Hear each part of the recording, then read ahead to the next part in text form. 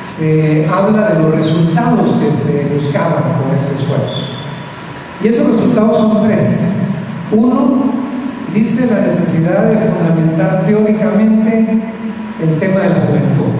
Ese es un resultado que persigue.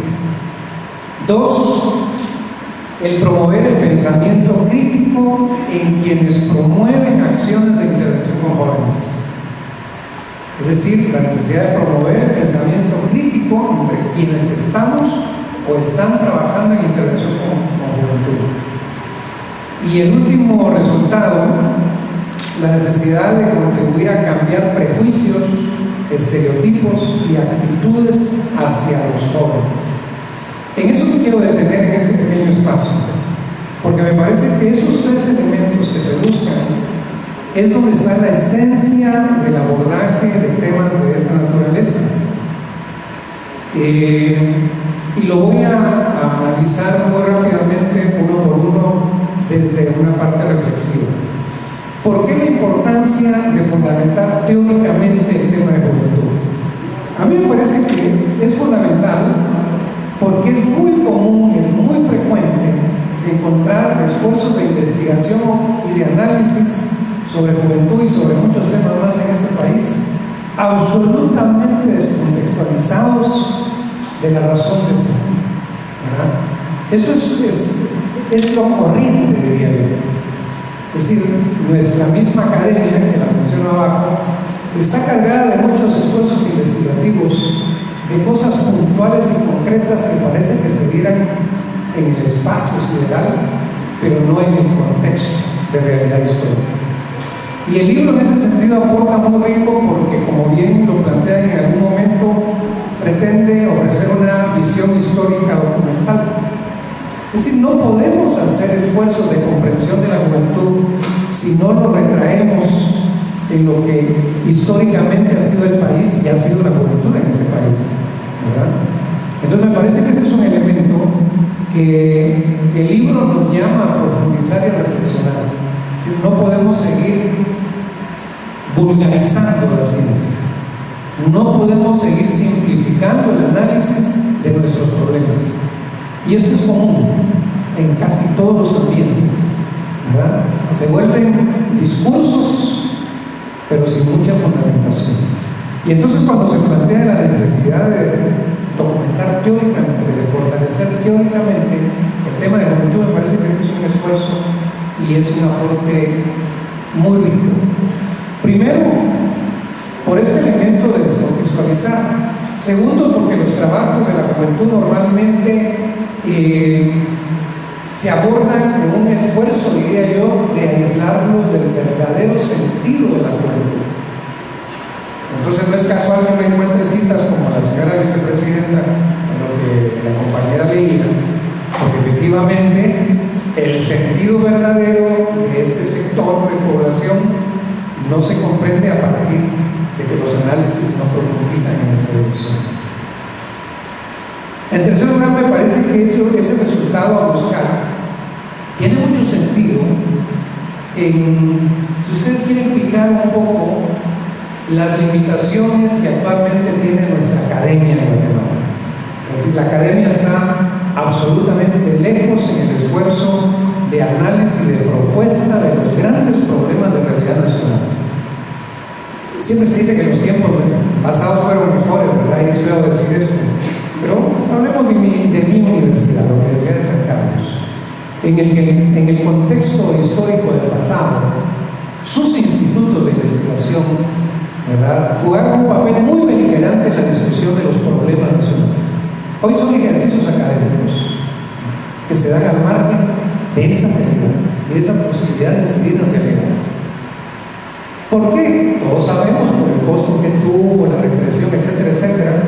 Pero tenemos que levantar cabeza en esto, y este esfuerzo nos llama a la necesidad de fortalecer la academia. No podemos seguir fortaleciendo una academia de ejercicio, ¿verdad? Ustedes recordarán cómo una de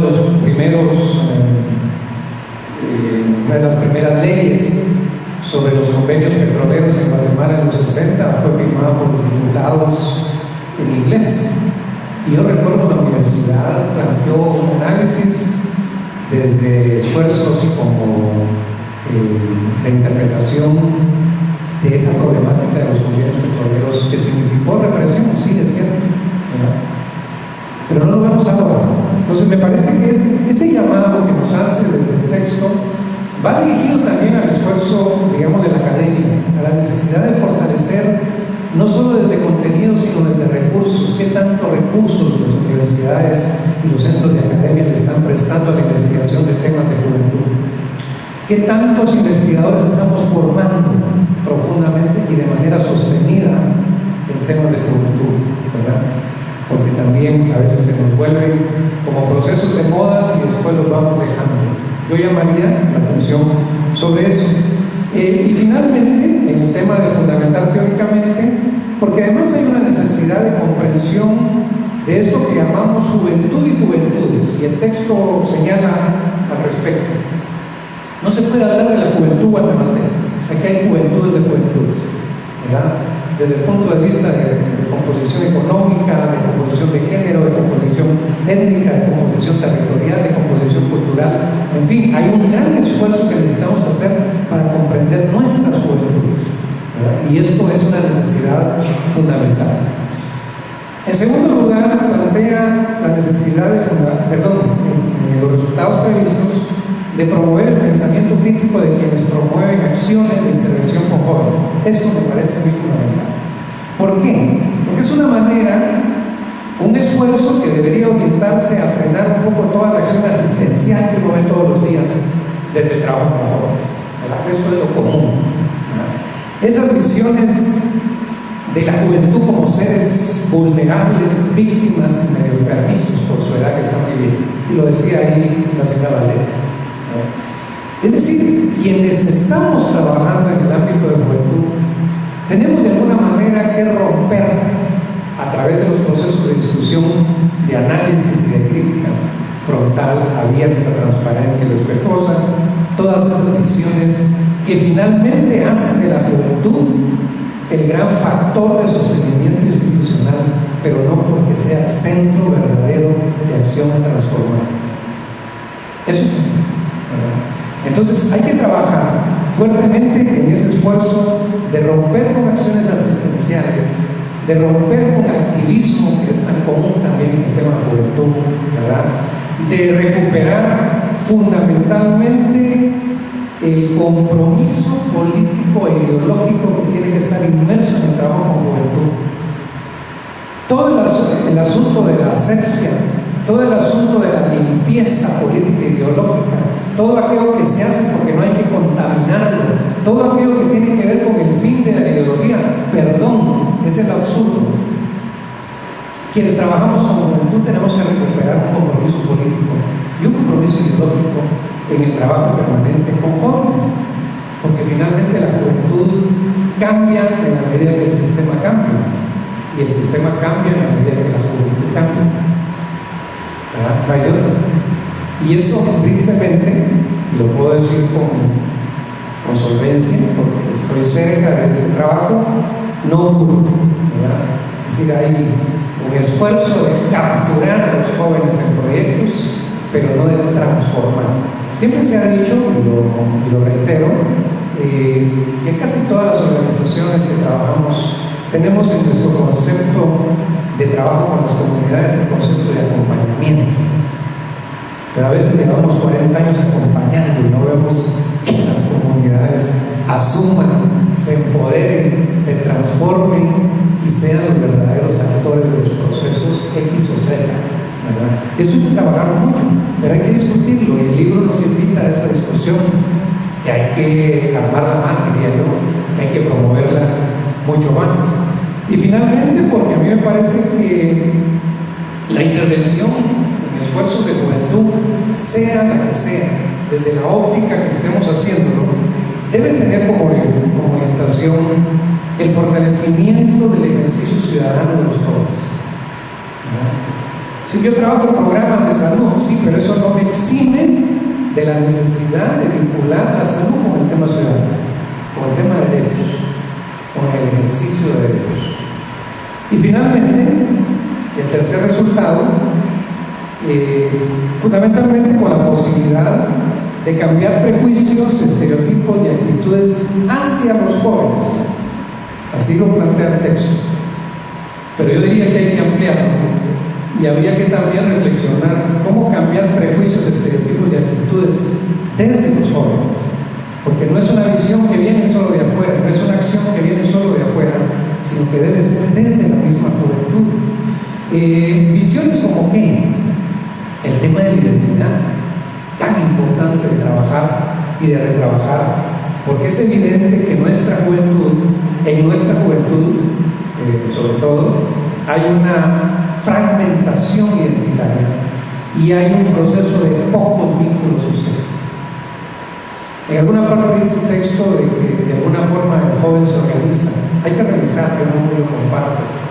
A veces me gusta hacer el ejercicio con mis alumnos en la universidad, recién lo he hecho, clases de 70 alumnos, y les digo, ¿quién de ustedes participa en una organización? No importa cuál, deportiva, religiosa, cultural, económica, lo que sea. Y normalmente de un grupo de 60, 5 levantan la mano. El resto no tiene nada que ver con nada, ¿verdad? Y entonces ese esfuerzo de recuperación identitaria está en la base de estos prejuicios, de estas actitudes, de estos estereotipos que se transforman desde fuera y se transforman desde dentro de la juventud. El tema de la organización y la participación, y finalmente, y esto reiteraría la importancia de fortalecerlo desde lo que el texto plantea, de identificar y potenciar los grandes recursos que tiene la juventud, porque me parece que no los tenemos suficientemente identificados desde el mundo adulto, ¿verdad? Es decir, la juventud no es solo lo que decía la vicepresidenta Rodetti y que después se cura, ¿verdad? Problemas, reacciones, rebeldías, son parte de ese mismo potencial. En psicología hablamos mucho del concepto de resiliencia, que en la juventud está profundamente inmerso, pero que lamentablemente no encuentra un espacio en un sistema que lo potencie. ¿Qué nos lleva finalmente toda esta reflexión en la carrera? A que en esas limitaciones desde la parte de reflexión teórica, de práctica institucional y de trabajo alrededor de las partes subjetivas, finalmente la juventud hoy día, simple y sencillamente, es usada, ¿verdad? Voy a traspolar un poco un concepto de la niñez de hace muchos años, desde los teóricos peruanos, que hablan de los usos de la infancia. La juventud también se usa. Y si uno reflexiona en la juventud guatemalteca, se usa hoy día, ¿verdad? Usos como qué? Usos como actores que justifican muchas veces el trabajo de las instituciones.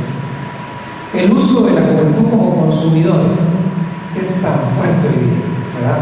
La juventud está para consumir y todo el planteamiento mercadológico está orientado a que los jóvenes consuman, ¿verdad? El uso de la juventud como trabajadores, como fuerza, como mano de obra barata. El uso de la juventud como fuerza para la acción delictiva. El uso de la juventud para procesos y campañas electorales que ya se avecinan. Pero no en el marco de ese uso aquello que verdaderamente la juventud le permita potenciarse desde el punto de vista económico, político, humano, psicológico, espiritual y en general, diría yo. Termino entonces. ¿Cuál sería, a mi entender, el gran esfuerzo que tenemos de frente? Si quieren lo planteo desde la óptica más subjetiva y psicológica. Es uno, lo que dije al principio, cómo el esfuerzo de reencuentro ahora con los jóvenes, entre los jóvenes, pueda permitir la posibilidad de recuperar la capacidad de soñar. Este país dejó de soñar, los jóvenes dejaron de soñar, los adultos dejamos de soñar, la academia dejó de soñar, los dirigentes hace rato que están dormidos, ¿verdad? Entonces necesitamos recuperar la capacidad de soñar juntos la posibilidad de construir, y eso se construye y se sueña también junto con los jóvenes, no al margen ni diciendo qué deben soñar los jóvenes.